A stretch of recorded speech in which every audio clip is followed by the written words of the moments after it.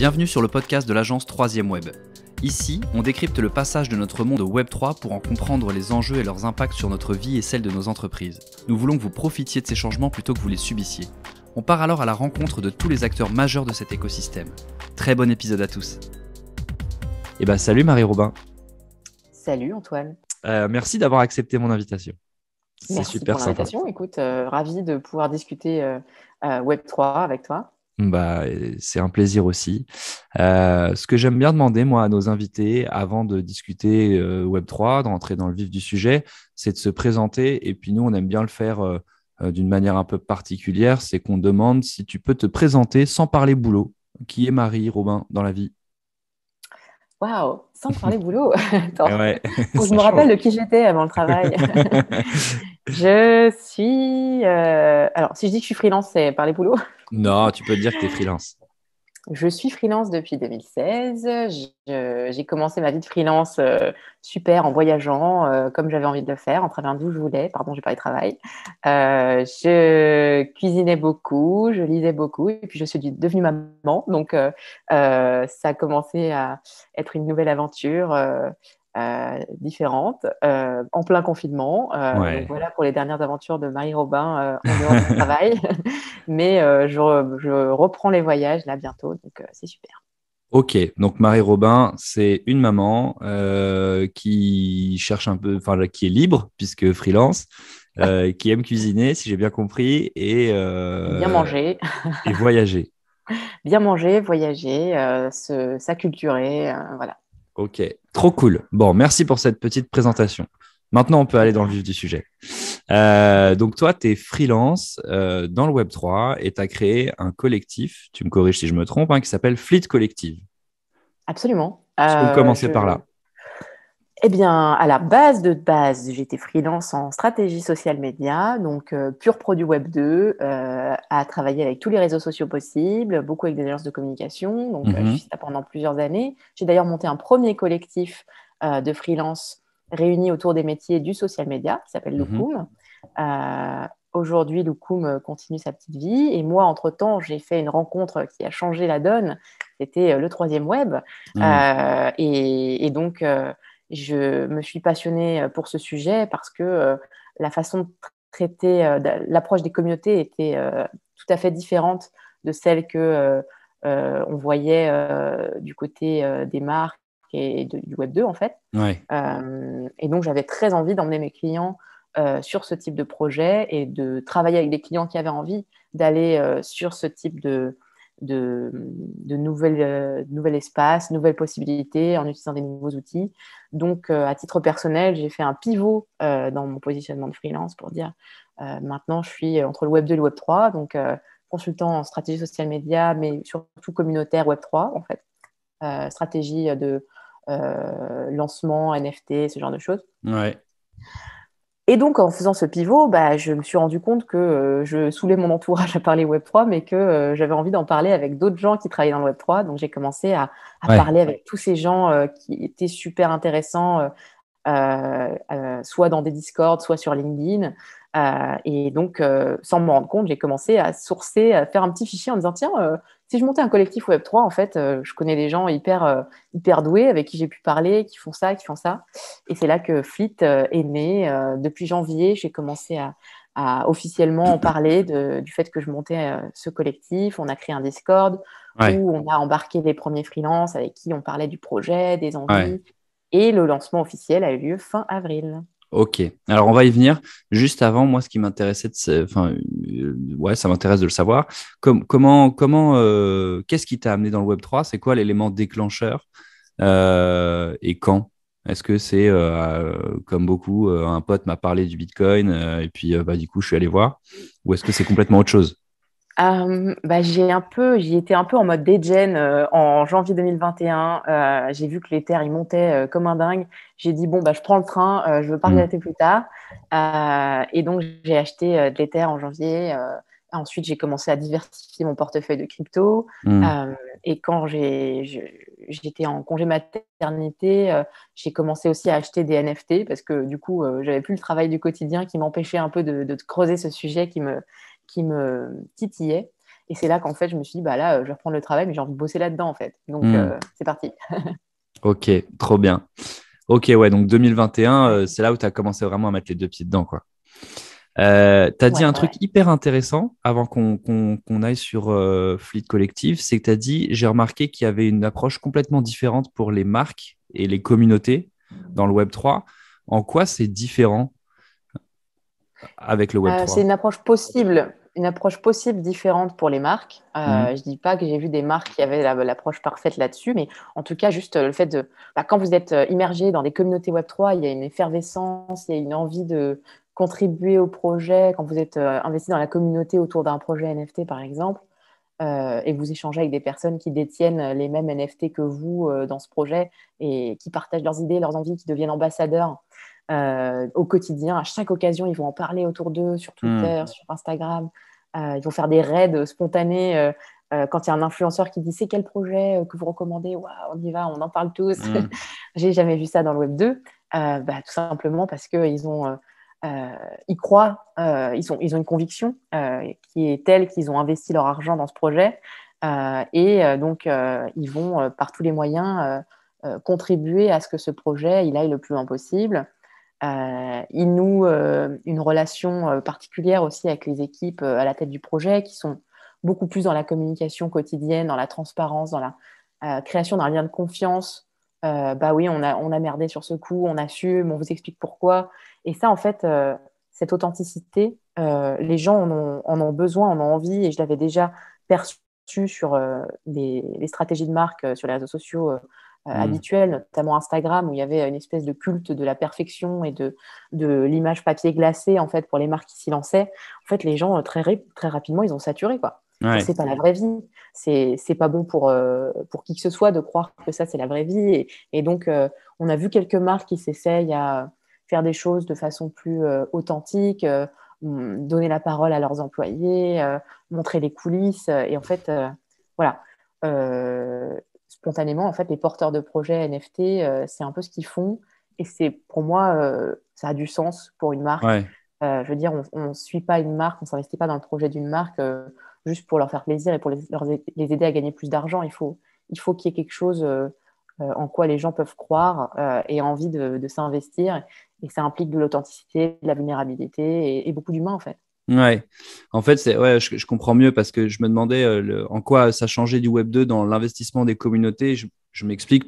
Par exemple, tu vois, sur YouTube, on a vu, nous, de 2010 à 2020, même avant, les YouTubeurs qui disaient bah, les gars, j'ai tel projet, ok, merde, on a merdé là, comme tu dis. Les gens s'investissaient à fond dans la communauté. Vous pouvez donner via Tipeee. Donc, on avait déjà cet aspect communautaire qui fait très Web 3. Ouais. Et ce que je comprends de ce que tu me dis là, c'est que les marques ont un peu repris ce modèle dans le Web3 et acceptent un peu moins, un peu plus l'imperfection pour construire des communautés autour des projets NFT. En fait, je dirais que dans le Web 2, c'était très top-down. C'était je te balance un contenu et tu le consommes. C'était donc YouTube, Instagram et autres. Web Hmm. 2.5, on a commencé à voir les créateurs qui utilisent Tipeee, Patreon. C'est la fin du tout gratuit. Les gens, ils commencent à intégrer que pour avoir un contenu de qualité qui les intéresse sur un sujet un peu plus pointu, c'est normal de payer pour aider le créateur. Donc, le côté payer pour du contenu, pour aller dans une communauté, c'est en train d'être normalisé. Hmm. Et avec le Web3, c'est beaucoup plus répandu. Les marques, elles s'y aventurent, elles s'y risquent, pas toutes.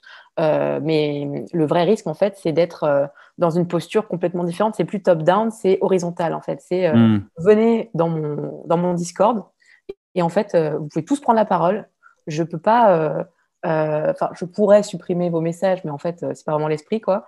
Donc, potentiellement, vous n'allez pas être d'accord avec mes décisions et vous allez me le dire. Hmm. Potentiellement, vous allez me dire, non, mais en fait, t'es pas du tout raccord avec ce que tu nous racontes ici par rapport à ce que tu fais dans la vraie vie. Et ça, c'est un vrai risque pour les marques qui n'ont pas forcément envie d'avoir ce genre de conversation Ouais, avec leurs clients, mais qui vont être confrontés à eux.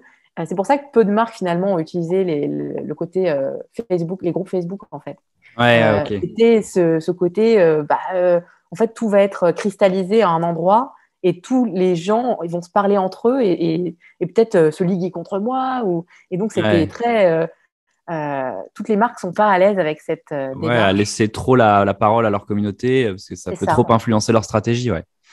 Mais parce que c'est difficile d'être irréprochable quand on est sur tellement de sujets, avec tellement de cellules qui ne dépendent pas les unes des autres. Et toi, tu as beau croire beaucoup dans ton projet que tu portes pour telle marque, en fait, à côté, la marque, elle fait un truc dans sa logistique ou très loin des considérations marketing, et du coup, ça pourrit tout. Et donc, c'est compliqué. C'est un exercice pas facile, mais des marques comme Adidas ont créé leur Discord, se mettent en danger en étant dessus. Boohoo, pareil. Voilà, ils ont le bout ouvert, s'ils ont des gens qui viennent.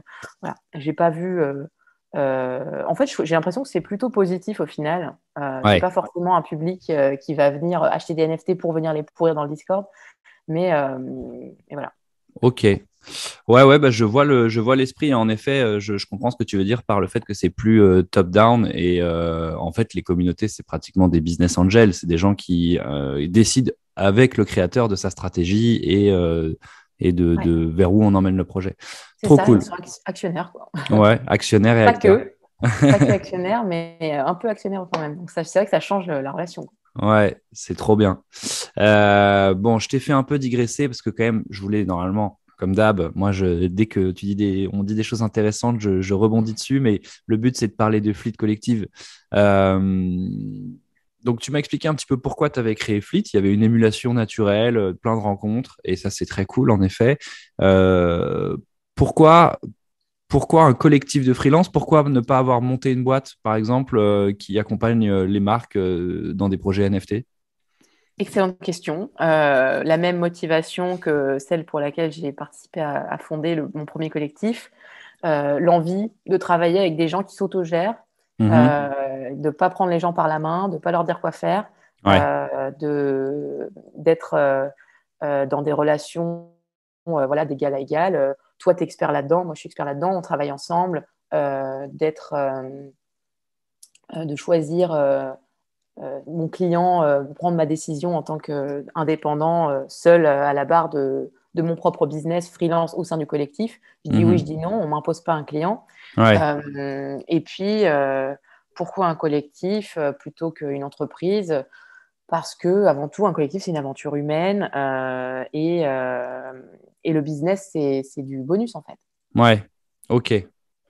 Ouais, tu veux que tout le monde ait sa liberté. Et en fait, du coup, ça se passe comment quand vous avez des projets, vous les partagez tu balances ça sur votre groupe, sur votre Discord, et tu dis qui est dispo. Alors, pardon, je vais enchaîner un peu les questions là. On va commencer par une question quand même de base avant. C'est quoi les profils qu'il y a dans Fleet Collective? Est-ce qu'il y a des artistes? Est-ce qu'il y a des devs? Est-ce qu'il y a de tout? Ou est-ce qu'il manque encore des gens? Dis-moi tout. Il y a de tout, en fait. C'est le positionnement de Fleet, c'est on embarque tous les freelances du Web 2 qui veulent aller dans le Web 3 ou qui y sont déjà, et tous ceux dont on a besoin pour monter un projet Web 3, en fait. Donc, on a des profils tech, marketing, design, legal, finance, RH. On a des gens qui font de la logistique. C'est hyper varié, des sales, du project management. Voilà. Et tous ces gens-là, en fait, ils sont réunis par cette fascination pour ce nouveau web, cette envie d'y faire leur trou, d'y contribuer. Et voilà. Ok. Ouais, donc vous avez tous les profils. Ça veut dire que. Et tu dis qu'il y a des sales aussi. Donc en fait, c'est pratiquement comme une entreprise. C'est-à-dire que les sales, ils vont aller chercher des projets. Ils vont avoir des entreprises qui, dans leur réseau, qui vont leur dire les gars, moi, je voudrais créer une collection de NFT, je voudrais faire une DAO, je voudrais embarquer une communauté dans un projet Web3. Et eux, ils vous disent hello, mes amis de Fleet, on a tel projet qui peut se charger de telle partie dans le collectif. En fait, tu es en train de spoil le modèle qu'on est en train de construire, mais Pardon. c'est ça l'idée. Non, c'est ça l'idée. Okay. C'est d'avoir un design squad, un content squad, des personnes qui ont ces compétences et cette envie de contribuer au collectif, puisque l'idée, c'est de le construire collectivement. Et donc, les sales vont pouvoir aller nous chercher des collabs et avoir, bien sûr, un intéressement quand ils en décrochent. Les headhunters vont headhunter.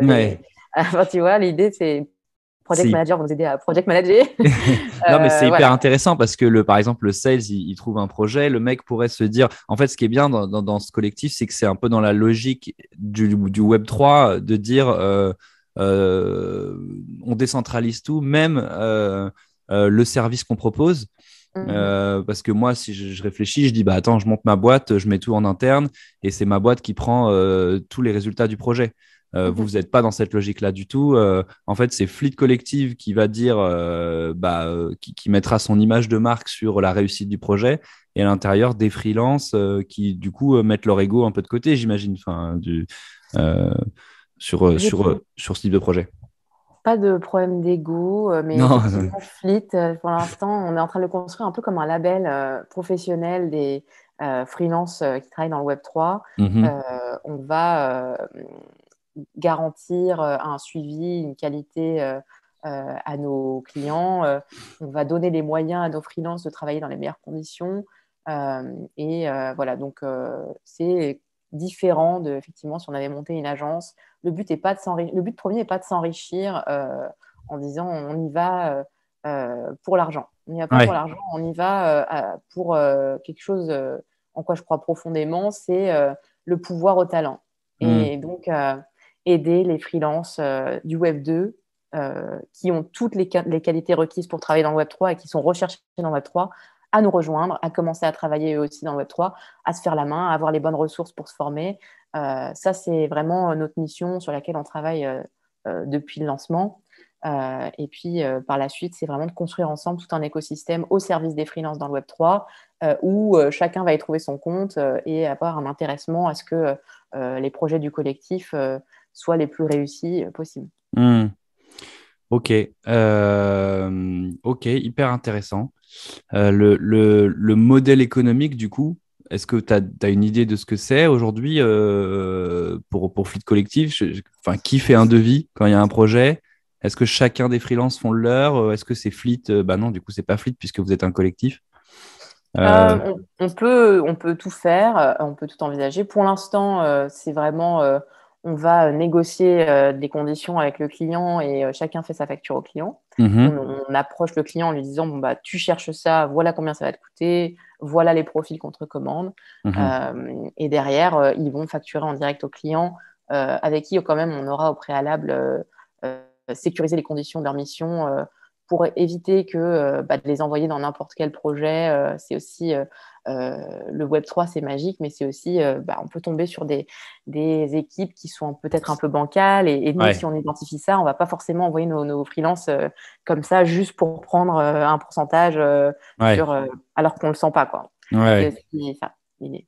Ouais, ce que tu disais, c'est on n'y va pas pour l'argent, on y va quand même pour des beaux projets Voilà. et il faut que ça soit faisable, quoi. Bon. Mais il y a un business model qui est simple. Il y a des entreprises qui cherchent à recruter des freelances. Il y a des entreprises qui cherchent à se former, à comprendre le Web 3, à y aller de la bonne façon. Il est là notre business model. C'est Ouais, d'accompagner, d'onboarder du Web 2 dans le Web 3. ok. Ouais, ouais, ok, c'est hyper intéressant. Alors, je reviens un petit peu sur toi là, parce que je m'étais noté une question qui m'intéressait. C'est que dans ton profil LinkedIn, on voit stratégie social média. Mhm. Donc, ça, en effet, c'est Web 2. Enfin, tu as une longue expérience, j'imagine, là-dessus. NFT marketing, experte en communauté. Euh, Dans stratégie sociale média, alors non, ça, on comprend ce que c'est, mais c'est plutôt NFT marketing. Qu'est-ce que Mhm. c'est aujourd'hui? Est-ce que tu as des exemples de projets réalisés autour des NFT que toi, tu as pu réaliser et comment ça se matérialise, sans forcément citer tes clients ou les marques, parce que j'imagine que tu peux pas tout faire. Mais Mhm. voilà, est-ce qu'il y a des projets qui ont été réalisés un petit peu là que tu Pas pourrais... de sortie dont je pourrais parler. Ouais, Après, le terme NFT marketing, il est un peu galvaudé. J'avoue que c'est un peu du référencement, quoi, hein, du référencement ouais. LinkedIn. J'ai mis NFT marketing, mais c'est plus Web 3 conseil sur le fait Ah, de ça, c'est démarrer dans hyper Web 3 intéressant. par où je commence. Mais c'est vrai que en fait, les marques, elles vont pas chercher Web 3, elles vont chercher NFT ou Metaverse, parce que c'est un peu la partie émergée de l'iceberg. Et moi, Ah. j'arrive et je leur dis, ah, ben, les NFT, c'est cool, mais il y a aussi ça. Ah non, mais Mais attends, bon, c'est hyper intéressant. C'est-à-dire que de ton expérience marketing, dans ton profil LinkedIn, il vaut mieux mettre des mots-clés parce que les marques, aujourd'hui, c'est une réalité. Elles cherchent, quand elles Bah, vont chercher un freelance, se faire accompagner sur les NFT, elles vont aller dans Mhm. LinkedIn et les mecs vont taper NFT et ils vont chercher le profil. Ouais. En fait, les marques, les agences, quand ils vont chercher un profil, ils vont beaucoup aller sur LinkedIn, forcément, le réseau professionnel. Et donc, ouais, des personnes qui sont débutantes, qui ne savent pas quoi chercher, elles vont pouvoir taper Web3, mais ça, j'ai coché cette case, j'ai mis Web3 Ouais, aussi dans mon titre. ouais. Elles vont taper NFT et donc potentiellement chercher NFT marketing. Je peux les accompagner sur une réflexion de roadmap, de concept de collection, mais ce n'est pas le endgame pour moi, c'est juste Non. un des aspects de aller dans le Web3. Après, je vais leur dire, mais en fait, c'est une des façons de, mais vous n'êtes pas obligé. Si vous avez peur, on peut faire les choses autrement, on peut y aller Ouais. progressivement. On peut Hmm. faire des choses à cheval entre le Web 2 et le Web 3. On peut tester, mettre juste un doigt de pied dans l'eau et voir comment ça réagit. Ouais, ouais. Voilà. Mais l'idée, c'est un profil LinkedIn, il faut l'optimiser. C'est son personal branding. Hein, c'est du référencement sur une plateforme professionnelle où les gens font des recherches pour trouver des Mais prestataires, bien quoi. sûr. Non, non, mais c'est là où tu vois, où nous, moi, je suis à la bourre sur cet aspect-là. En effet, ça coule de source quand tu le dis, et c'est logique. Mais que, oui, oui, les marques, en fait, aujourd'hui, les mecs, quand ils cherchent un prestat pour se lancer dans une opération Web3, ils vont taper sur LinkedIn les mots-clés. Et c'est donc toi, dans ton titre, si tu as les bons mots-clés, que tu sortiras. Enfin, ça C'est fait partie, ça. Et puis, c'est un des outils inbound, j'imagine, comme faire des posts tous les jours sur Web3, quoi. ouais. Et puis quand tu commentes, quand tu interagis sur un post, avant de cliquer sur le profil, ils vont avoir un aperçu de ton intitulé et c'est peut-être ça qui va titiller la curiosité. Et ouais, en quelques mots, il faut capter direct, que la personne capte ce sur quoi tu pourrais éventuellement te positionner. Hmm. C'est vraiment une réflexion de personal branding. Et d'ailleurs, on a fait un workshop là-dessus dans le collectif pour nos membres. Comment optimiser son profil LinkedIn Hmm. en tant que freelance déjà, et ensuite en tant que freelance qui veut migrer du Web 2 dans le Web 3. Et on a eu des super résultats de nos membres qui ont suivi les conseils, qui ont eu tout de suite des sollicitations en fait. C'est assez drôle. Ah ouais? Ouais, on prend pas forcément tous le temps de le faire. Et en Non, fait, mais il y a des gens appelez-nous la hyper prochaine talentueux fois. comme ça qui prennent pas forcément le temps de se dire bon bah voilà, je suis sur LinkedIn, je suis sur LinkedIn. Attention, il y a être sur LinkedIn et être sur LinkedIn. Ouais, Et si vous êtes sur LinkedIn en optimisant votre profil, les résultats pour votre business, ils sont beyond, quoi. ouais. Alors, hyper intéressant. Nous, tu vois, par exemple, Troisième Web, euh, je profite du fait que tu sois là. On aimerait construire une communauté, forcément. On se positionne sur, on a un podcast, on a un peu une partie média, puis on a une partie service. Nous, on fait des séminaires autour du Web3. Aujourd'hui, moi, c'est moi qui ai le rôle commercial. Je fais ça comme j'ai toujours fait dans mes boîtes. C'est-à-dire que je vais chercher à la force du bras les prospects sur LinkedIn. Donc ça, OK, il y a des techniques. Toi, aujourd'hui, tu conseillerais quoi pour générer de l'inbound, à part ce qu'on fait aujourd'hui, c'est-à-dire poster régulièrement sur les réseaux, être visible le plus possible. Est-ce qu'aujourd'hui, il y a des nouvelles façons de générer de l'inbound avec les outils Web3, à côté desquels nous, on est passé à côté, oui, à côté desquels on est passé? Bah, déjà, si tu fais un truc un peu sympa, un peu différent avec un des outils Web3, tu peux déclencher des RP et susciter l'intérêt Hmm. et attirer l'attention en parlant avec d'autres podcasteurs. Ouais. C'est vrai que pour les podcasteurs et tous les créateurs, en fait, le Web3, il faut s'y intéresser. Hmm. Euh, lundi, cette semaine, il y avait un live organisé par Flavie du collectif avec Carlos Diaz. Tous les deux, ils sont podcasteurs. Ouais. Carlos, il a monté la plateforme Uncut, je crois. Ouais. Euh, Ouais. OK. et donc, qui aide les podcasteurs à créer leur NFT, en fait. Et du coup, Ouais. ils ont eu toute cette conversation sur comment on fait en tant que podcasteur pour mobiliser les NFT. Et ils ont utilisé Flavie comme cobaye, puisque avec son podcast, elle veut lancer sa collection. Et donc, Ouais. c'est vrai qu'on voit qu'il y a un intérêt. Et c'est presque évident, en fait, quand on en discute, le côté faire participer les gens qui écoutent ton podcast. Le côté communauté, il est presque indissociable de la réflexion podcast, parce que tu veux qu'il y ait des auditeurs Bien sûr. réguliers, et tu veux que tu leur proposes des épisodes qu'ils ont envie d'écouter. Ouais. Donc, il faut leur parler, il faut échanger avec eux, faut leur proposer un espace où ils ont la possibilité de prendre des décisions avec toi, choisir des invités. Mm. Euh, C'est trop marrant parce que si... moi, j'avais tokenisé un podcast, mais un ancien, et c'était il y a 6 mois, et j'ai l'impression que c'est déjà il y a hyper longtemps, tu vois. En fait, c'est ça qui est un peu flippant dans le Web3, c'est qu'il y a 6 mois, j'ai l'impression que ça y est, on a déjà changé de stratégie, les choses ont déjà trop évolué, et qu'en fait, et du coup, moi, j'avais fait en effet mes NFT, mais j'avais pas activé la communauté, en fait. Hmm. J'avais une toute petite communauté de chez toute petite, j'avais quand même 300 à 500 écoutes par épisode, mais voilà, j'ai pas poussé le truc. Et je me dis aujourd'hui, bah, tu vois, en fait, aujourd'hui, tout le monde recommande aux podcasteurs de le faire. Hmm, hmm. Bon, il y a six Bah, mois c'est ça, peut-être tu aussi, fais hein. pas un podcast juste pour toi, en fait, tu le fais pour les Non, autres. ouais, ouais, Donc, ouais, ouais. il faut savoir ce qu'ils ont envie d'entendre, il faut savoir ce qui Mm, leur a plu, moins plu, il faut expérimenter avec eux. Et là, c'est comme ça qu'ils vont avoir envie d'en parler autour d'eux, de le mm, recommander. Et du bouche à oreille, ça marche pas mal pour les podcasteurs. ouais, Quand quelqu'un dit, je cherche un nouveau podcast à écouter, les mecs qui adorent ton podcast, ils vont dire, bah, il faut que tu écoutes Troisième Web, quoi. ouais. Ok, bah, on ira voir le contenu et le live dont tu m'as parlé. Donc, Ouais, c'est Carlos écoute le Diaz et replay. Flavie, c'est ça? C'est Flavie hein, qui est dans Flavie votre. Prévost, ouais, Ouais, ouais, Flavie Flavie Prévost, ouais. Prévost du board. Donc, live super enrichissant. Et d'ailleurs, Flavie est en train de finaliser la première saison du podcast Fleet. D'accord, trop cool. Voilà. Et Ouais, bah, on mettra un petit lien bah, quand on fera le post de cet épisode. ouais, N'hésitera pas à mettre un lien dans les commentaires. ça marche. Euh, Bon, il nous reste quelques minutes. J'en profite pour une ou deux dernières questions. Moi, ça m'intéresse de savoir, là, tu vois, avec par exemple le crash qu'a connu UST, Luna, bon, et les variations des crypto-monnaies en général, mais qu'est-ce que tu penses, qu'est-ce qui fait que toi, tu crois dur comme fer dans le Web3, que c'est pas un mot qui est un terme qui est en train de saouler tout le monde et qu'en fait, il y a eu une hype un peu violente et un peu trop violente et que ça va retomber.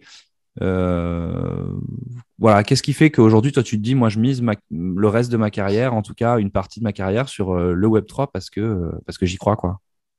Bah, c'est la suite logique, en fait, quand tu suis de près ce qui se passe sur le web depuis les débuts.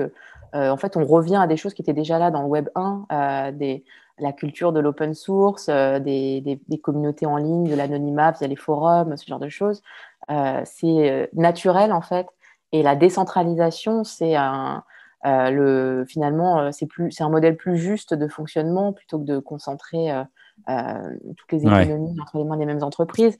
Je veux dire, ce sont les utilisateurs qui aident les entreprises et les plateformes à se monétiser. Donc, si les utilisateurs ils sont incentivés pour avoir exactement la même utilité et le même usage d'un produit, ouais, d'un outil, je ne vois pas pourquoi ils continueraient à être fidèles à Facebook, en fait, ou à Google. Enfin, ouais, je veux dire, si n'importe quel outil répond à leurs besoins, et même à l'avenir de façon plus fluide, puisque avec le Wallet Connect, on n'aura plus besoin de créer un login, un mot de passe sur ouais. 100 sites web, en fait. Juste sur tous les sites que tu vas visiter, tu feras un Wallet Connect et ça y est, tu accèdes au contenu en Hum, fonction du hum. NFT que tu as dans ton wallet. Et même au niveau de l'administratif, ça va être génial avec les Southbound tokens. Ce sera tous tes papiers d'identité, tout dématérialisé. Donc en fait, ouais, la technologie, elle est imparfaite. Il y a des gens qui sont un peu en doute. Donc, du coup, il va y avoir des fluctuations sur le marché quand la technologie pêche. Mais la technologie, elle s'améliore de jour en jour, en fait. Hum, hum, Donc on ne va pas annuler tout un mouvement sous prétexte que la technologie, elle n'est pas encore parfaite et qu'il y a hum. des corrections. En fait, c'est naturel, c'est normal. Tout Ouais. ça prend du temps. Mais là, il y a des projections qui sont faites. C'est que d'ici fin 2023, il y aura 1 milliard de détenteurs de crypto-monnaies. Hum. Et d'ici fin 2030, ils seront 4 milliards. Donc, tu le calcules, quoi. Nous serons 4 milliards. Nous serons 4 milliards. Ils seront. Moi, je serai toujours là, hein. Donc, ouais, on Ouais, sera 4 milliards à détenir des crypto-monnaies et les économies décentralisées. Ouais, j'y crois à fond, quoi. ouais, ouais, ouais, carrément. Moi, enfin, je suis complètement d'accord avec toi. Euh, et je pense même qu'on est peut-être en train de sortir déjà de la folie spéculative. Enfin, tu vois, des NFT et compagnie, on voit déjà ça se concrétise. J'ai fait un post avec Troisième Web il n'y a pas longtemps là-dessus sur, par exemple, le startup studio eFounders qui lance un studio qu'ils appellent Three Founders, donc spécialisé sur le Web3 et sa cohorte qui en sort a l'air super. Enfin, il y a des vrais projets qui en sortent. Et pareil, il y a Pirates Labs. Enfin, ça y est, ça commence il y a un écosystème concret avec des gens qui créent des choses, que ce soit pour le climat, que ce soit pour la santé. Que ce soit pour... Et là, on va voir du NFT trop cool, quoi, qui change qui change la société. Donc ça, c'est clair que... Pour l'instant, on n'entend parler que des JPEG, en fait. Ouais. Mais ça, c'est juste la partie émergée de l'iceberg. C'est ce sur quoi les journalistes se jettent parce que c'est presque ridicule, en fait, les montants qui sont investis pour acheter un JPEG avec des pixels. Oui, on est d'accord. Mais en fait, intéressez-vous au reste parce qu'il se passe tellement de choses quand on commence à creuser. Donc voilà. Trop bien de le rappeler. Écoute, je pense que on a fait un bon tour de Fleet Collective et du Web3 grâce à toi et surtout du freelance, des freelances dans le Web3. Est-ce que une dernière petite question, est-ce qu'il y a un projet, toi, que tu rêverais de réaliser aujourd'hui dans le Web3? S'il y avait un projet phare, est-ce que tu as une idée de ce que ce serait? Moi, mon projet de rêve, je suis en train de le construire. Hein. Désolée de faire dans l'auto-promo, mais si j'y mets autant d'énergie, c'est parce que j'y crois. Ouais, c'est Fleet. Le projet de rêve, c'est le but ultime du Web3, c'est le pouvoir au talent, les nouveaux créateurs, tous les créateurs qui vont enfin pouvoir vivre de leur passion, quelle que soit leur passion. Si leur passion, c'est de coder des sites ou des smart contracts ou d'être entrepreneur, de créer des entreprises, ou si leur passion, c'est de créer du podcast. En fait, de plus dépendre d'activités qui prennent du temps et de l'énergie pour pas finir en burn-out, quoi, pour finir en burn-out. Vraiment que chacun puisse facilement, en sécurité et avec les bons outils et les bons contacts, pouvoir monter ses projets dans les meilleures conditions, quoi. Ça, c'est trop bien. C'est un super mot de la fin. Le Web3 doit permettre à tout le monde de faire parler son talent sans pression, quoi. Sans dépendre d'une entreprise et d'avoir du temps pour les réaliser et des communautés. Ok, trop cool. Merci beaucoup, Marie. C'était hyper intéressant. Merci de m'avoir invité. C'est vrai que c'était une conversation sympa. Hein. Ouais, on souhaite le meilleur à Fleet. Nous, on va vous suivre de près parce qu'en effet, je pense qu'il y a comme tu l'as dit, il y a plein de synergies à trouver entre plein de gens. C'est trop cool qu'il y ait d'autres podcasts. On va vraiment s'y intéresser. Ça nous permettra peut-être de progresser, d'écouter Flavie aussi. Et puis, j'espère à très vite. Je te souhaite le meilleur pour la suite. Merci Antoine, le meilleur pour toi aussi. Ciao.